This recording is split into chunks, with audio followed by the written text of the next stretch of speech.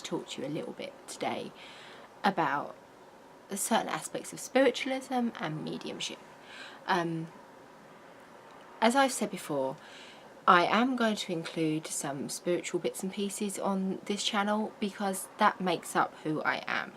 And even though I've had a lot of people have asked me for writing tips and things like that, a lot of people also ask me for wisdom and information about things on a more spiritual level and things of more of a pagan nature or a mediumship kind of nature.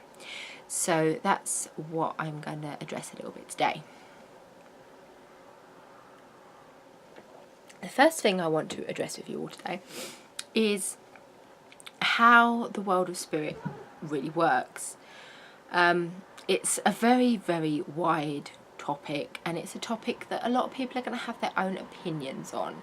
All I am giving you today is my opinion and my beliefs based on years and years of learning, working with some fantastic mediums, being a medium myself, based on things that I've found out over the years myself, you know, trial and error, things that I've had to learn as I've got on with my life and my spiritual path and a lot of other things. One thing that people don't seem to realise is that once someone passes over, you have to think of the body as an overcoat. You step out of the overcoat, you take it off, and you are in your spiritual form. We do not change in personality or anything like that when we go on upstairs. We don't change, we don't stop being the person that we were. So when someone says to me, someone's haunting my house since my granddad died, I've had things moving around my house and I've heard noises at night and I'm really, really scared. I know it's my granddad. And I say, didn't you like your granddad? Was you scared of him? Do you not like your granddad? And they said, of course not. No, of course not. I love my granddad. Like, why are you scared of him now then? It's such an alien concept for me. I cannot understand how someone can be scared of their loved one. You miss them. They've passed over. And you ask for a sign that they're around, and then you get scared because you get a sign. And the thing is, they don't want to scare you. So that's when they're going to draw back. They're going to step away from you. They're not going to keep giving you signs if you're scared of them. That's not what they do. They're not there to scare you. They want to communicate with you and make you feel better and give you some comfort for the fact that they miss you too. Okay, they're there and they miss you too. Now, one thing that people always blame the medium for is not getting the kind of reading that they want. There are so many factors to a mediumship reading that most people don't understand. It's not just a case, oh my God, I wish it was. My gods, do I wish it was. But it's not a case of just being able to pick up a phone and dial the person that we want to talk to and just give you the messages word for word exactly as they say. I wish that was the case. It would be so much easier. It'd make our job so much easier, and it'd give you undisputable proof of the fact that your loved ones are still here. But unfortunately, that is not something that we can do. Or not many of us can do it anyway. If you can, like, bravo to you. But that is not how it works. We all have different gifts and different ways of using our gifts. And what you might get from one medium, you won't necessarily get from another. You got to think of it as we've all got, like I said, we're artists. Think of artists in a way. Not everybody paints exactly the same. Not everyone's music is exactly the same. It's the same with mediums. Not all of us work the same way.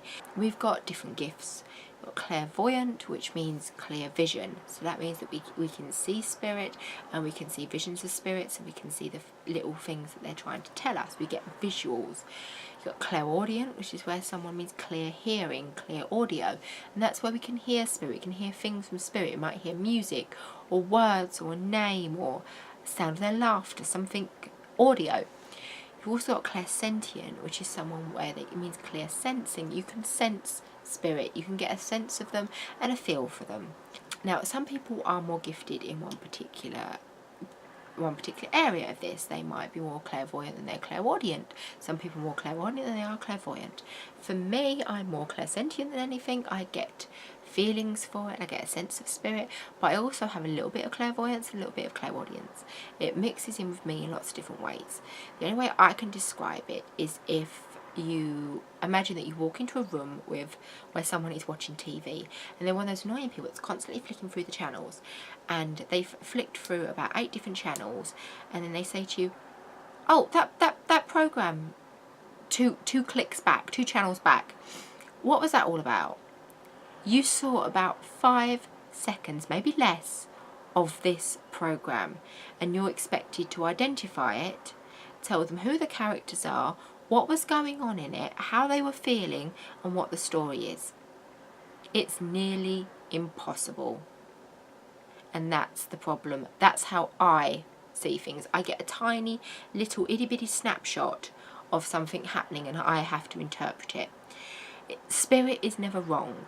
It is our interpretation of spirit that's wrong. We interpret what they are saying wrong.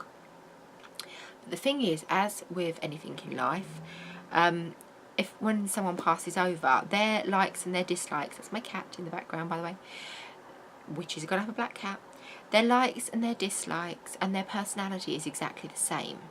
So if you're not getting the reading that you're wanting, if you're not getting the person coming through that you want, there's so many factors that can actually influence that and have reasons for it. It could be that it's the wrong medium, it's the wrong time, it's the wrong place, it's not the right time for you, and it's just not the right time for you to get a reading. If someone wouldn't like me, for example, in real life, like in living while they're alive, they're not going to like me when they're dead. Simple as that. They might not want to come through to me. Now, my nan was quite scared of this sort of thing, and she wasn't very comfortable with it at all. My granddad was very, very comfortable. My nan wasn't, and because of that, she was a very, very shy lady, and she was quite scared by most things. And because of that, she doesn't actually come through to male mediums. Very, very, very rarely does she ever come through to a male medium. And if she does, she only comes through to ones that I know very, very well and that I'm quite close to. And that's because she knows that I'm comfortable with them, and therefore she feels comfortable with them. Most of the time she will only come through for a lady. And it took her about 6 years to actually come through and give me a message and actually talk. My granddad, on the other hand, came through the day that he died. My granddad was very, very comfortable with this work. He's very comfortable with the world. And he basically stepped out of his body overcoat and carried on doing exactly what he was doing when he was alive. He didn't really have much of a change, to be honest. And I love that about my granddad, because he just carried on being him. And because of that, he comes through all the time. He's constantly around my house doing things that he probably shouldn't be doing because he's a bit naughty. He lets people know that he's there. His presence is very, very, very active and very felt in my house. And I've got friends that can feel him even though they've never met him, and he follows them home and does things to them too. That made him sound quite bad. He doesn't do really nasty things. He's only naughty. He's a playful granddad. He's very, very lovely. Yeah, so the thing is, there has to be a right time for the spirit to come through. It has to be the right time for them. If you've got a spirit that has passed over very quickly, they might need healing themselves before they can come through. Sometimes passing over very suddenly is a massive, massive shock. It's not just a shock to us on the earth plane, it's a shock to them as well. They need to heal, they need to deal with it, and they need to learn about the new spiritual being that they are. Yeah, spirits, they need to heal. They need to take some time. Also, you have to think that you probably need some time to deal with their passing as well. The thing with that is that we can become what I call grief bound. And even very, very spiritual people like myself, people that actually work with the spirit world, we can become grief bound as well. About 1.5 years ago, I lost my cat. And that sounds really stupid to some people, but for me, he was my baby. I nursed him for 8 months of cancer treatment, And when I lost him, I was so devastated that I could not deal with anything. And to help me cope with that, my spirit guides basically shut me down spiritually, mediumistically, for almost a month. I was completely shut down. I was attending my development circle, and in circle I couldn't feel anything, I couldn't get anyone, I couldn't feel anyone around the house, I couldn't feel my granddad, I couldn't feel my nan, I couldn't feel my other pets that have passed over, and I definitely couldn't feel my cat, which was the one that I expected to feel. Because when I lost my first cat, Tabby, I lost him one day and he was there the next. Literally. I walked up the stairs, walked past him and went, "You alright, baby?" And then I stopped, went back down 2 steps and went, "You're dead. Why are you here?" And in that second he vanished. But I knew that he was around. Tabby came back almost instantly. Tabby was the perfect familiar. We were so in tune that I didn't think it was ever possible that he wouldn't come back. But with Hades, it was very, very difficult. And it took me a long time to actually even be able to talk about it, which I'm still choking up now. I still find it very, very difficult. So yeah, I was grief bound for about a month, 3 weeks to a month, before I actually had managed to heal enough from it that I could actually deal with the possibility that he was still around. I knew mentally he was still around because that's my belief system. I knew in my heart he was still around, but I could not feel him, and that was the hardest part. And it wasn't until I heard him meow one day that I realised, yep, he's here, and that my grief had lifted somewhat and my block had lifted. And everything came flooding back in. But you have to be in the right frame of mind to actually get a reading and to be a recipient for your reading. You have to be. If you're not in the right frame of mind for it, if it's going to do you more harm mentally and emotionally than good, you're not going to get the reading that you need. Simple as that. If you are in such a massive state of grief after losing a parent or a loved one or a spouse or a child or a sibling or anything, cats, pet, dog, anything, any grief, any loss of life that you have suffered, you are going to need time to heal for it as well. You are going to need time to get over it. And running yourself off to a spiritualist church a couple of days after it's happened, you're not going to get anything. You're not going to get anything because it's not the right time for you. Anything you get then will stall your healing journey, and it will make things worse. Now, we tend to say, as a general rule, after someone's passed over, they'll come through. The earliest is about 3 to 6 months after they passed over. That depends on how they passed, what they passed with, and different circumstances to how much healing they're going to need over there. My granddad was an exception to the rule because he was a very spiritual person himself, and because of that he had belief in the spiritual world, and because of that he literally just got up and walked and carried on doing his thing. He is an exception to the rule, as he always was in life. One of the other things that you can do is you can also, as a recipient of your reading, put up a block yourself. Now, the way the spiritual planes work, if you think of the spirit plane as being the higher plane about here, and the earth plane being around here. Spirits, they vibrate on a much higher level, on a much higher vibration than we do, because they are not stuck in this little flesh suit that's holding them down. They are pure energy, pure spirit, pure being. So they're all buzzy with energy. We're kind of like, they're like, woo, we're kind of like, meh, down the bottom here. They have to lower their energy and get quieter and quieter to come and visit us. We need to bring our energy up and higher to kind of meet them halfway. If you're feeling very, very depressed, very down, very low, and if you're not in the right frame of mind for things, no matter how much you want a reading, no matter how much you want to hear from someone, you are going to be blocking the medium and yourself from receiving your messages. Your energy is going to be so low, you're not going to be able to, the spirits aren't going to be able to make it down this far to get to you.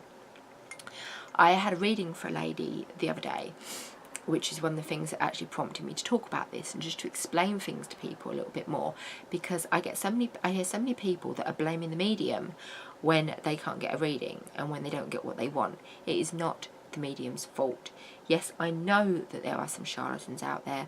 I know that there are some mediums out there that do not know what they're doing. They are not genuine people and they're not giving genuine readings. But I can, most times you can guarantee that if you go to a spiritualist church, as long as it's a reputable church, like mine is that I work with, that I co-run, it's a very reputable church and we have only reputable mediums there, ones that we have vetted ourselves, ones that we've had proof of, and ones that we know are very, very good at their job. There is no way on earth, if you just turn up to a spiritualist church, if you don't tell people you're coming, if we don't know you, you don't know us, there is no way that we are going to be able to find out anything about you to give you a reading that is not accurate or true. Okay, so, but you can block us from this. One thing that can block is being a skeptic. I know that sounds really counterproductive and stupid, but it can really, really block us. If someone is there that's very, very skeptical, their negativity is going to be pulsing out at us, and that's going to put up a block. That's going to make it worse. If you're not believing in yourself that you're actually going to get a reading, or that you're going to be sitting there thinking, oh, no one's going to come for me tonight, I never get a reading, then you're likely not going to get one.